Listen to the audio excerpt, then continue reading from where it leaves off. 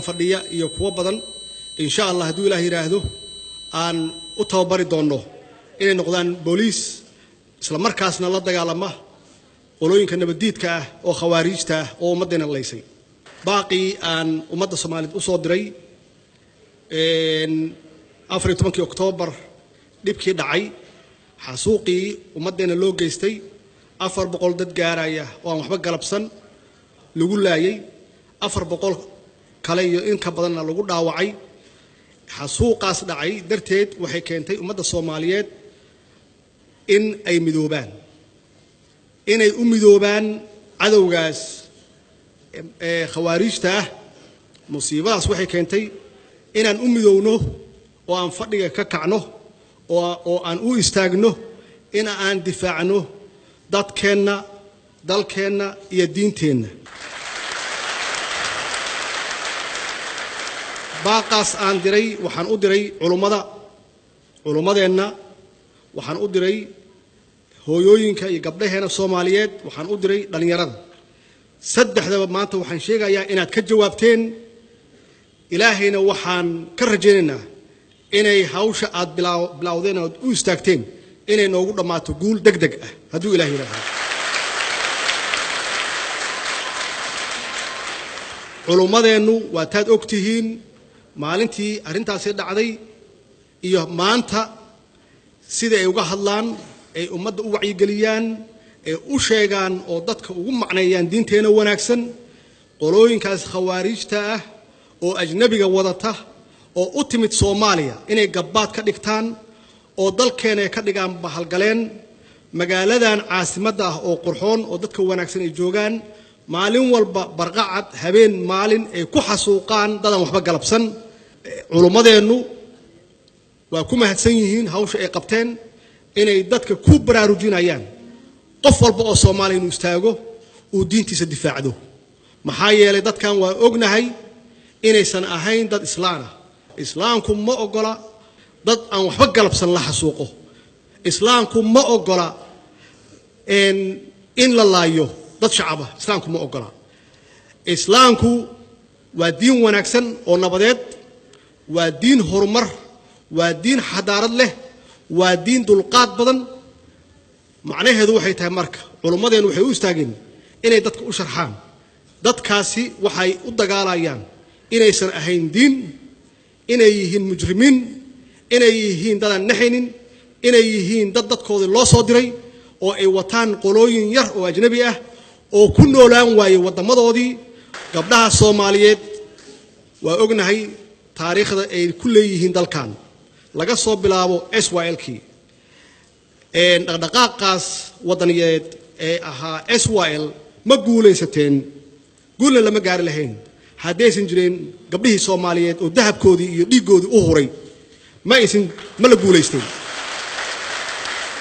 gabdhaha Soomaaliyeed weligood waxay ka ahaayeen hormood iyo ka ahaayeen horseed ayay ka ahaayeen horumarka dalkan midnimadiisa iyo shaqadiisa iyaguna waa ka jawaabeen baaqaygii waa iyaga ciidamada u geeyay raashinka qalalan waa iyagii u geeyay oodkaca waa iyagii timirta u geeyay waa iyagii biyaha u geeyay waxaan idinka rabnaa gabdhaha Soomaaliyeed intaasi iyo in ka badan waa qaban kartaan waxaan idinkaga rajaynaynaa haduu Ilaahay yiraahdo in kulligiin aad u istaagtaan sidii ciidankeena aan u dabagal lahayn guusha waxa iska leh cidda gabdhaha Soomaaliyeed ee taageeraan guusha waxa iska leh ciidamadeena qalabka sida guushaas waxa iska leh dawladdiina Soomaaliyeed guushaas waxa iska leh xaqa aan ku dagaalayna iska leh guushaas baaqayga saddexaad wuxuu ahaa dhalinyarada inay u istaagaan inay u soo jeedaan difaaca dalkooda baaqi ugu horeeya aan dhiiga shuba oo dadkii dhibaatadu gaartay oo dhaawaca ahaa dhiiga loo shubo waa ka jawaabteen waxaan xaqiiqo ah in isbitaaladii dhiigi meel ay kala dhigaan ee waayeen haddana waa ka jawaabteen codsigayga ahaa in aan naftiina u bixisaan dhiigiina u shubtaan waxaad tihiin dufcadii ugu horeysay oo ka jawaabtay oo diyaar u ah inay naftooda siiyaan dalkooda inay u dhintaan diintooda inay difaacdaan dadkooda waxaad tihiin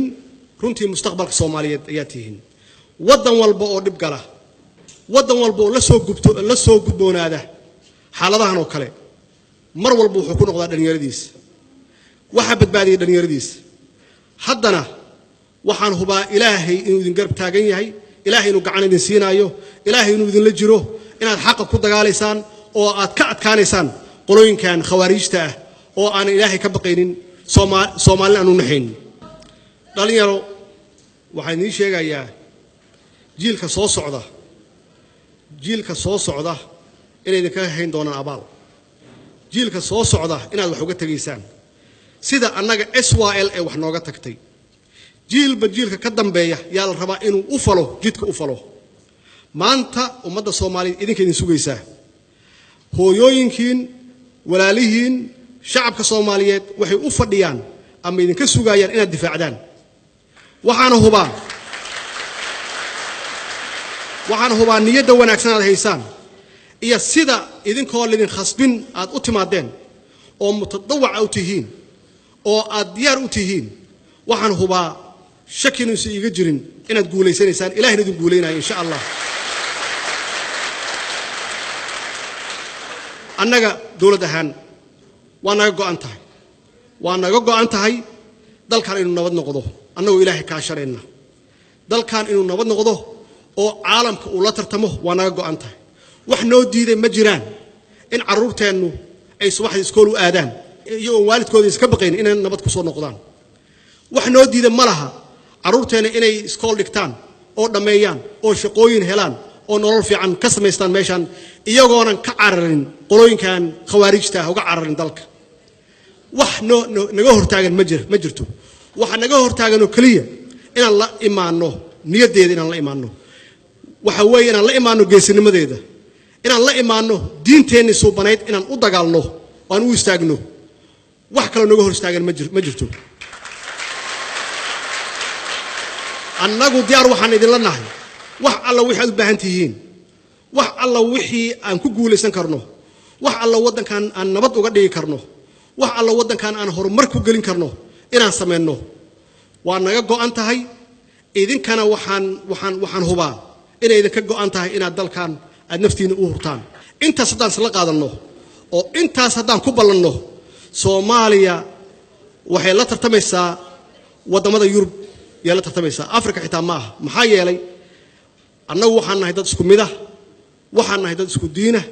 waxaan nahay dad isku dhaqan ah waxaan nahay dad aad iyo aad u caqli badan waxaan nahay dad aad iyo aad u firfircoon waxaan ku naalaa meesha ugu fiican adduunka khayraadka adduunkana waa haysanaa waxaan idin sheegayaa